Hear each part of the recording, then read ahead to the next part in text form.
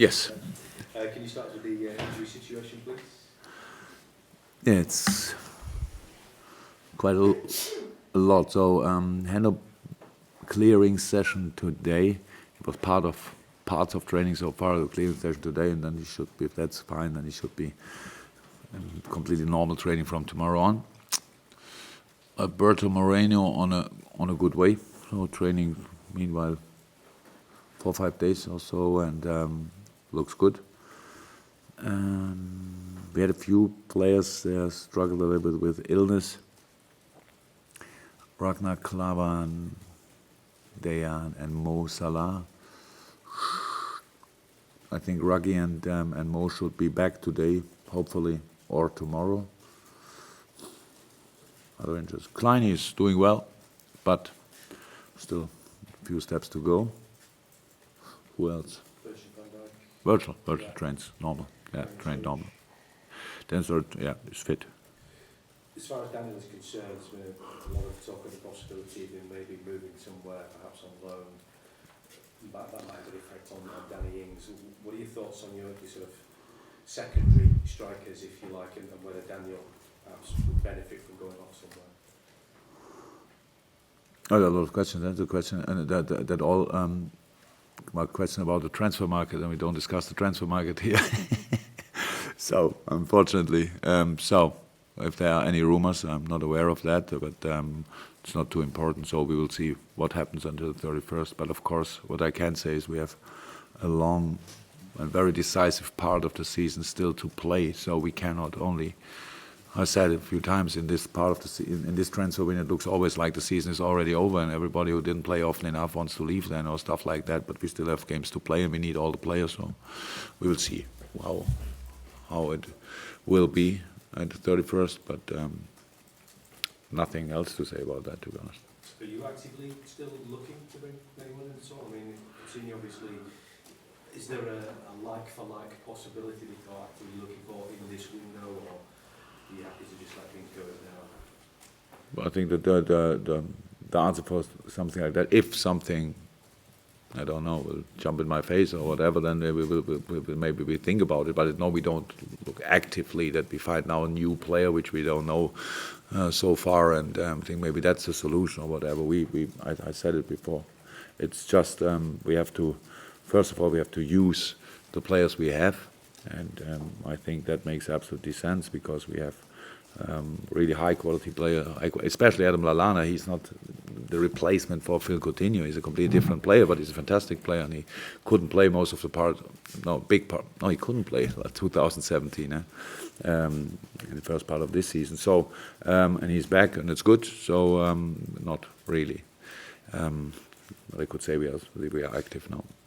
Just one general question on the market itself. It looks as though we're about to see Alexis Sanchez moving from Arsenal, and for a player that only has 6 months left on his contract, the fee could be in the region of £35 million.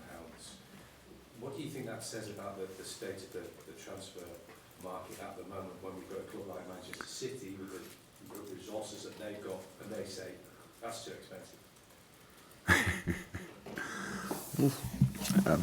Now I could really create headlines, but I won't. So it's not my business, not my cup of tea. So we had our big transfer. Everybody could say about that or our 2 big transfers. So in this window, I'm not sure. Is it fixed already with Alexi too? It's not absolutely written in stone, but it's the finer details are being sorted out as we speak. So, how was that? Nothing to say about the numbers, but I cannot imagine that City leaves the race because of money. So maybe it's because there are 2 opportunities in Manchester, and if you think you can go to one or the other, then maybe one club thinks, yeah, then I don't want him anymore. Maybe, I'm not sure, but it's not about money. Yeah? So Alexis Sanchez makes sense for pretty much each team in the world because he's a fantastic player. So bring him in whenever. I think helps. United as well, of course. So he's a really good player. So, but how I said, we are not in. So that's the only thing I'm interested in. So that's it. Peter? Jurgen, you're off to Swansea. You beat them 5-0 recently. You're 30 points ahead of them. You had all the delight of last weekend. But how do you go against complacency this weekend? Oh, look, life is summary of challenges, and that's a big challenge. We played against the top of the table with Man City, played a fantastic game, played Swansea a few weeks ago, not too long ago, with a former and a caretaker manager. And I said after the game was much more difficult than the result could let you think. And so we know about the specific challenge in this game because they are now bottom of the table. That's how it is, but they are in a good way. To be honest, what you saw since new manager is in is a big improvement again. It's much better results. Won during the week, the FA Cup rematch, the replay, and doing well. And so that's all we think about. And I'm not even sure if we have a look on our game against Swansea, because it will be different. We need to have a look on the games since they changed the manager, and that's a challenge, to be honest. But so how it always is, if you know about a challenge, you can be prepared for it, and that's what it's my job to do. That we go there and don't think about a 5-0, don't think about Man City, only think about what do we have to do to keep them away from our goal and be as often as possible in front of their goal. So that's how it is. And Monday night, still a few days to go. Hopefully we can make the choice for the lineup from a pretty much full squad. That would be perfect. And then let's go there and let's use the basis of the season so far and not anything else. So it's clear we go there and we want to win. That's clear, but we know about the difficulty. You're on a marvellous run at the moment. I think it's 18 games unbeaten. Is it that's the challenge as well? You've got to go to places like Swansea on a Monday night in January and get a result to sort of keep that momentum going? Look, I don't.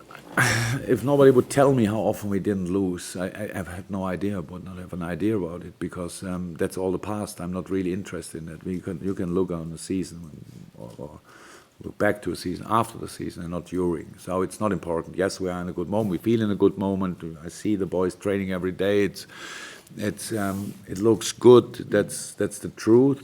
That's why we can play like we played so far, but we have to do it again. And that's especially as a Liverpool player, you have to.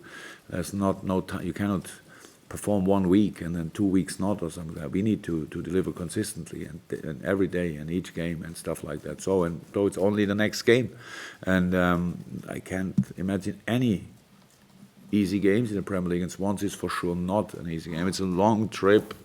So we'll fly to Cardiff, drive to Swansea, stuff like that. You don't want to do that, and we have to come back at night and stuff like that. So it's not a friendly game, not in 1 second. It's a real tough Premier League game, and we had enough time, or will have had enough time then on Monday to prepare that game, and we're still in, of course. We're still doing that. Very important sessions to come in this week, and as long as we have enough fit players, we want to go there and win the game, but with all the things we know about.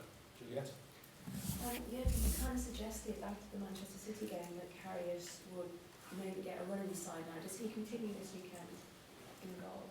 Do you really think that I changed my mind that quick? Oh yeah, no, yes.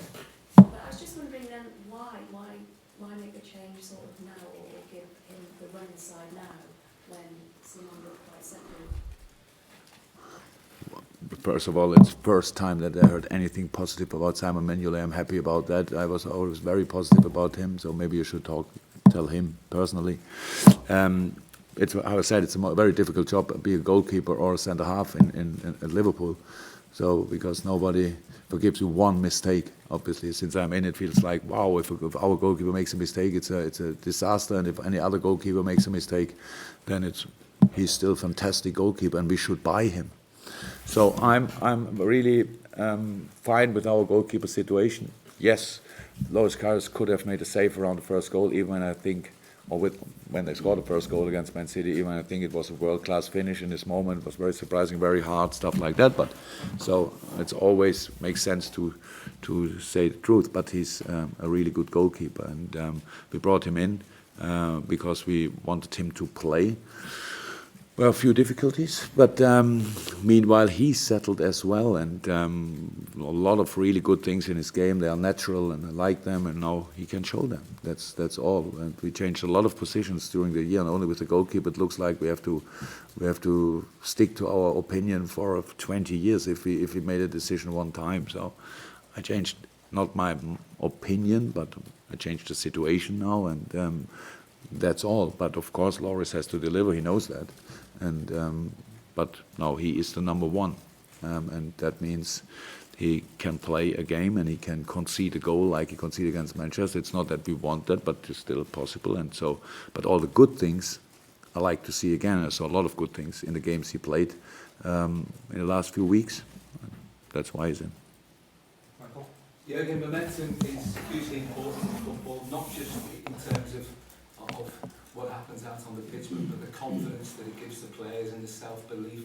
Can you sense now amongst your group that there's a real desire to go out and prove their worth in the final, what remains of the season, because the players are football? Yeah, I think the boys played a few pieces of fantastic football this season already a few weeks ago. So that's how it is. But of course we have a strong team, we have a strong squad, a skilled squad, and so we need to win football games. That's how it is, and we need to win football games. We need to perform. That's what we did, but nothing else. And we know that there's, how I said a few times, this is the decisive part. What we did so far is the basis for the rest of the season. Now it's coming up, the decisive part, and now we need to be ready again. And we should not forget the not so good things, but for sure not the really good things, and have to use them as tools. Yeah, we are longer together now. That helps always, but it's an outstanding, strong league. So, and especially the fight for this top position, it's really hard, because it's like everybody needs to play like a champion to stay there. If you give a little bit away, then the next one is immediately there and always can get you stuff like that. So it's very interesting. It's very interesting. But yes, our first job is to collect points. We did it a few times. The next job is to make our fans happy. So if we can combine that, that's a pretty good situation. And we did it last week, and we have to try it again on Monday. How important has Andy Robertson become to the team now, when you consider relatively new, played a couple of games and then was left out, but recently, and in particular the last two games, Everton and Manchester City has been absolutely top drawer. Nice, really nice. Oh, very important. So very important, of course. You all. A lot of people went out about Alberto Moreno before the season and thought, okay, we need to bring in a new, probably a new fullback. What we did with Andy Robertson was a nice prospect. Really was clear, big talent, offensively skilled, few gaps to close in his defending things, and so it was not the most easy time. That's how it is, maybe for Andy. I'm sure for Andy, but he was quite cool in the situation. He was not that. He was a lot of times in my office and asked why I don't play, and especially Alberto Moreno played fantastic. Apart from the Sevilla game, he played an outstanding season so far. And then he got injured, and then it's very important. And for a club like Liverpool, it's unbelievably important to have somebody who can. They don't have big bounce, and you think, oh, who is that? And he needed maybe one game. And he was spot on. So that's good. That's absolutely good. It's exactly what we need. And Alberto is on the way back, but doesn't mean anything. That only means our situation is better than that. We have two players for that position, and we have a lot of games and enough games for both of them. So just would be just a good situation. But back to Andy, he stepped up and did really a fantastic job. And it's really nice as a manager to be part of it. To see a player, because that's quite difficult as well. You come to a new club, and everybody's expecting the best from you from the first second you are in, and everybody needs time to adapt, even a football player. And so I'm happy that he had the time, used the time, and could play like he played in the last few games. Carl? Does that with Andy and the goalkeeping situation show that the depth you have in your squad now is sufficient to to continue maintain that quality. If you were training fullbacks, you can train the goalkeepers without. Yeah, but that's it's not the first time that we get aware of that the depth of the squad is quite. It's different to last year. That's how it is. So we have, as I said, we have 4 with Joe. If you want 5 centre halves this week, we had 2. And that happens overnight. One is injured, the other one is ill, stuff like that. And we need to, and as long as you can redirect, and it's never a problem because it's a normal part of the season. And but you don't want to change only when the players are injured or something like that. We had a very intense period these 2 weeks now between this game and what was it, Everton and City, and now City and Swansea. That feels like a pre-season. There are so many sessions to work on different things. What we really enjoy, it's fantastic to do things like that. But all the other times you always need to have a game and a game and a game, the recovery, a game and stuff, and it will come up again with the Champions League hopefully, and FA Cup hopefully, so we will have enough games for the whole squad, and we will use that. And we said it in December. Late November and December, we said it. For us, there's no alternative to rotate. We felt like it was not necessary all the time that the player said, "Oh, please, can you leave me out for the next game?" But it was necessary for what's coming up now. But nothing is decided. We still have to use this hopefully now still existing physical power. So that's how, because I said now it's getting very interesting. Every fights for everything, and each game becomes a final, and stuff like that. That will all come up. One fights for the league, one fights for European competition, for everything, and we will be involved in all that. So that's nice. Roberto Firmino, the last couple of weeks seems to be getting a lot more praise. Outside of Liverpool circle. How important is he to your game plan, to what he does up there in that central role?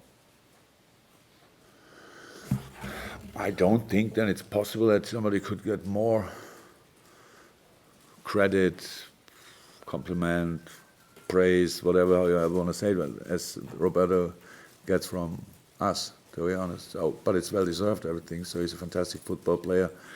If you could see him in training, and you think, oh, what a work ethic, what attitude, and he brings it on the pitch as well. So he never rests. So if you want, you have to pull him out. You have to tell him, come on, stop, sit here, calm. So he would never stop, and that's obviously. I hope that, I don't know exactly. I hear it in the stadium that obviously people like him. Good idea. But I have no real idea if anybody thinks he's not important or whatever. I'm not too much interested, to be honest. He is very important, how all the other players as well. But I'm pretty sure if I give the players the opportunity to have a free choice in training, build your teams by yourself, Robbie is one of the first they would pick. Nice to have him around, better than to have him in the other team. So that's maybe the best thing you can say about a football player. Okay. Anything from you, Glenn? No? Anything from you? No? Okay, guys, thank you very much. Room on for the daily. Welcome.